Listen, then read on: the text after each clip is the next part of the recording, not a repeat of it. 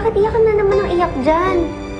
Dapat nga maging masaya ka dahil binalik na ni Justin sa yung bahay mo. Kasi kanina nung pinakausap ko siya, parang huling beses ko na siya makikita. Hindi na ako magkapaligoy-ligoy pa. Nandito ako para habilin si Jessie. Minsan tayo naging matalik na magkaibigan. For all time's sake, you have my word. If Jessie will let me, I'll make her happy. Diba sabi mo gusto mong tahimik na buhay? Sa LA, walang nakakilala sa'yo dun. You can have the peace that we wanted. Naguguluhan ka dahil kay Jessie.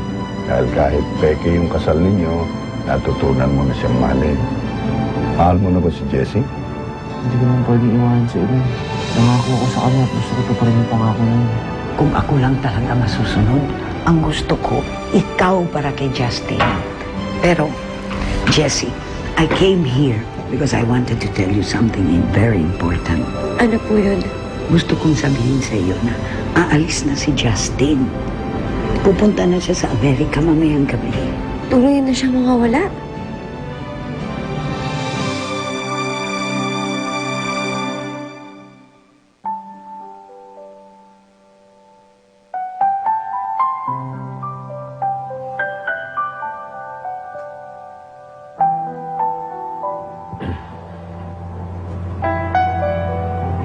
Boss, nasa kotse na yung mga bagahe mo. Parang talagang wala nang balikan, ah. Baka magtagal kami doon, sir. Ito muna kami titira ni Ellen. Paano na si Miss Jessie?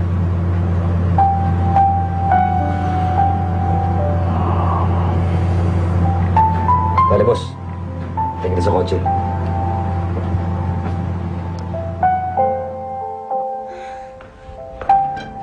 Uy, okay ka lang ba? Mag-relax ka nga. Inhale, exhale. Teka, ano ba nangyari, Ate Jessie? Sandali lang kami nawala ni Richard, nagkaganyan ka na agad. Pumunta dito si Mamita. Sinabi niya sa akin, aalis na daw si Justin, pupunta na siya ng Amerika. Eh, hindi naman pala eh. Okay naman yun ate ah.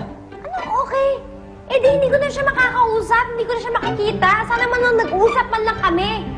Teka lang, para saan pa? Para magmakaawa ka na naman kay Justin.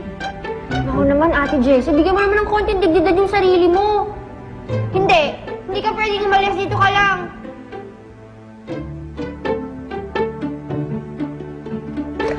Alam mo, tama kayo eh. Hindi ko na dapat siya kausapin pa.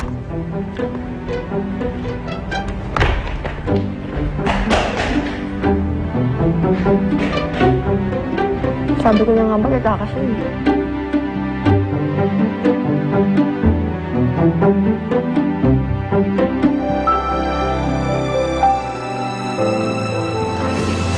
Diba? Talaga bang hindi ka na namin mapipigilan? Oo nga, apo ko. Ngayon ka lang dumating tapos aalis ka na naman. Kailangan ko pong gawin to eh. Sige na, Justin. Huwag mo na kaming intindihin. Baka malate ka pa sa flight mo.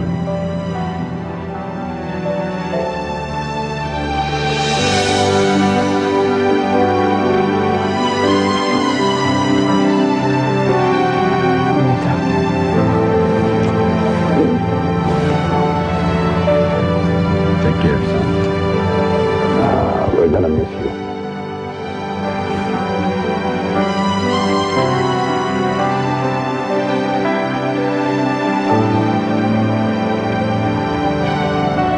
Justin, ba't ka napatigil?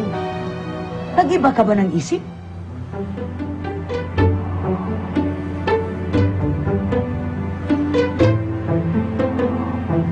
Ano, hindi ka na alis? Ito ka na lang?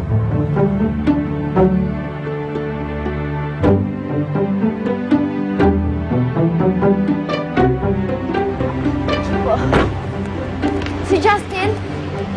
Teka lang. Justin! Ate, si Justin! Naku, ma'am, kayo pala. Nakalis na po siya kanina pa. Malamang nakalis na eroplano nun, ma'am, ngayon. Nahuli na po kayo, ma'am.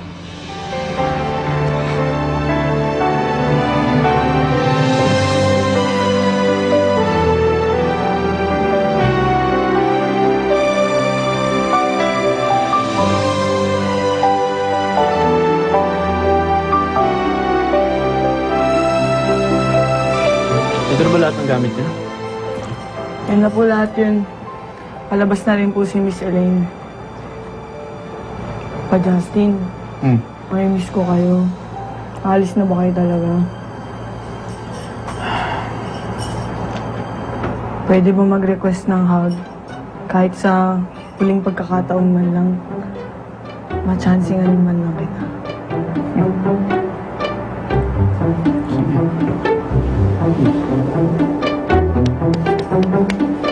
Thank you, Maya, sa lahat. Thank you rin sa hug.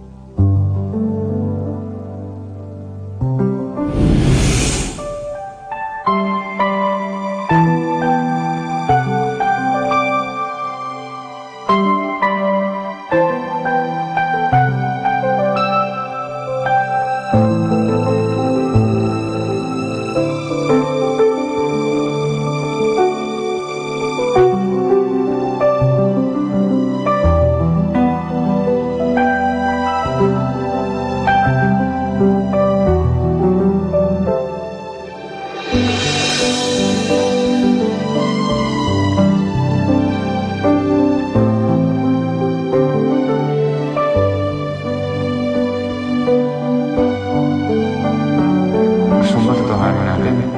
Gusto mo bang ako na maging asawa mo? Ikaw, ang tanong, gusto mo ba?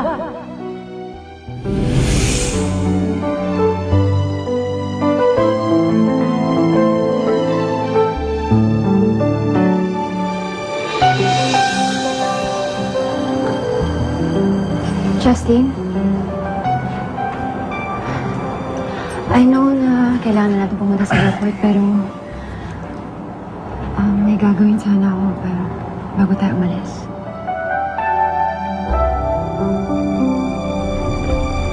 Luigi, anong ginagawa mo dito? May ibibigay na ako sa'yo.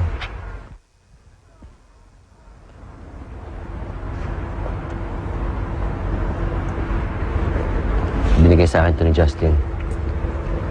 It states there na null and void yung marriage contract niyo. Na peke yung kasal ninyo at peke din ang judge na ginamit ninyo. It states there na it was all part of your love contract. Sa bagay, Malaya ka na, Jessie. kailangan ko lang din maging masaya. Hindi ko alam kung tama ba itong gagawin ko. Hindi ko rin alam kung tama kung papahiyain ko ng sarili ko.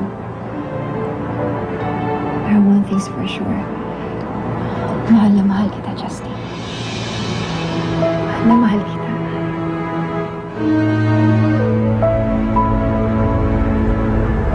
Luigi?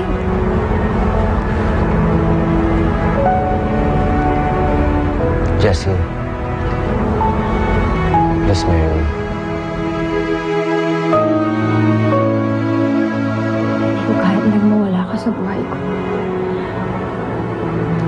Hindi ko kaya mawala ka. Ikakamatay ko yun, Justin. Kaya sana magkasama na lang tayo habang buhay. Justin, please. Marry me.